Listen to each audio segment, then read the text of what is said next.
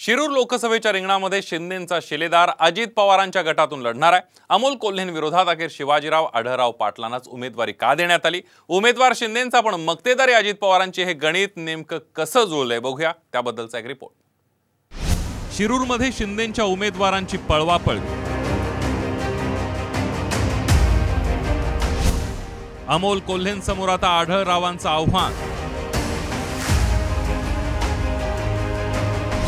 अजितदादांच्या भेटीनंतर दिलीप मोहितेंची तलवार म्यान।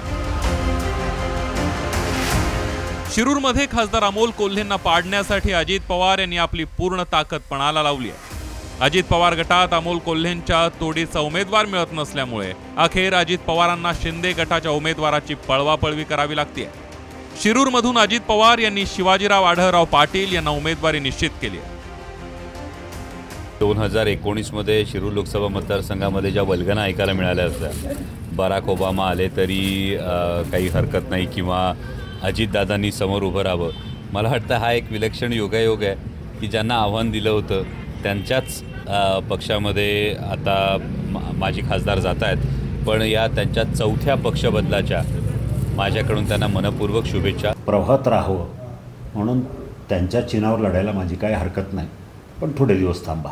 मुख्यमंत्री उपमुख्यमंत्री म्हणजे दादा आणि वळसे पाटील आणि मी त्यावेळेला राष्ट्रवादीकडून त्यांना विचारणा करण्यात आली, तर किती दिवस ह्या शिरूर मतदारसंघाचा तीड आपण कायम ठेवणार? मला विचारलं, बाबा तुमचा काय याच्यावर प्रतिक्रिया आहे, तुम्हाला काय वाटतं, तुमची चर्चा झाली का यांच्याशी? म्हटलं हो, माझी चर्चा सकारात्मक झाली आहे।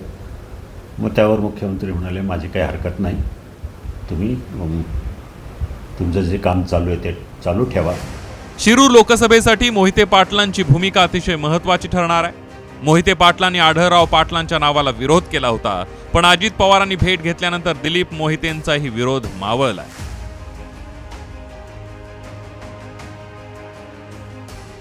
अशी परिस्थिती निर्माण झाली तर मी घरी बसेल, कारण मला जर पक्षाने विश्वासात घेतलं नाही, चर्चा केली नाही, पक्ष असं घरी धरून चालला की बाबा आपण देऊ त्या उमेदवाराचं सगळ्यांनीच काम केलं पाहिजे, ते माझ्या बाबतीत होणार नाही।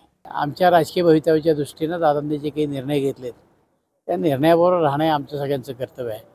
आमचा पक्ष वाढला पाहिजे, दादांचं नेतृत्व वाढलं पाहिजे, ही जर भूमिका आमची सगळ्यांची असेल तर आता अधिक टोकाचा विरोध करून सुद्धा आम्हाला जमणार नाही। आणि म्हणून आम्ही सगळ्या कार्यकर्त्यांनी त्याच्यामध्ये निर्णय घेतला किंवा दादांच्या बरोबर सविस्तर चर्चा करायची। दादांना माझ्या घरी बोलवलं आणि मोकळेपणाने चर्चा दादांच्या बरोबर झालेली आपण सर्वजण या ठिकाणी पाहतो। अजित पवार गटाकडून उमेदवारी निश्चित झाल्यामुळे आढळरावांना गेल्या निवडणुकीचा हिशोब चुकता करण्याची संधी मिळाली आहे। 2019च्या निवडणुकीमध्ये अमोल कोल्हेंमुळे आढळरावांच्या खासदारकीचा चौकार हुकला होता। 2024 साठी शिंदे गटाकडून शिरूरची उमेदवारी मिळावी म्हणून आढळरावांचे प्रयत्न सुरू होते, पण शिरूरची जागा अजित पवार गटाकडे गेल्यानंतर आढळरावांनी अजित पवार गटात जाण्याची तयारी दाखवली। दुसरीकडे शिंदे गटाकडून शिरूरच्या जागेसाठी किंवा आढळरावांना रोखण्यासाठी कोणतेही प्रयत्न झाले नाही।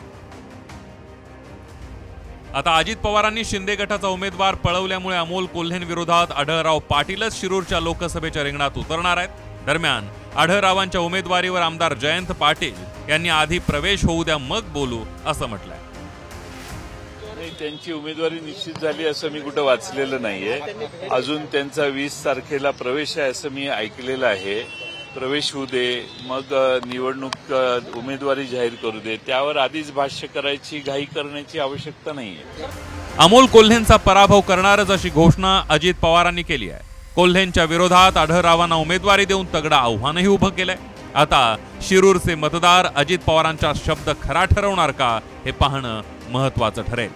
रोहिदास गाडगे, साम टीव्ही न्यूज, शिरूर।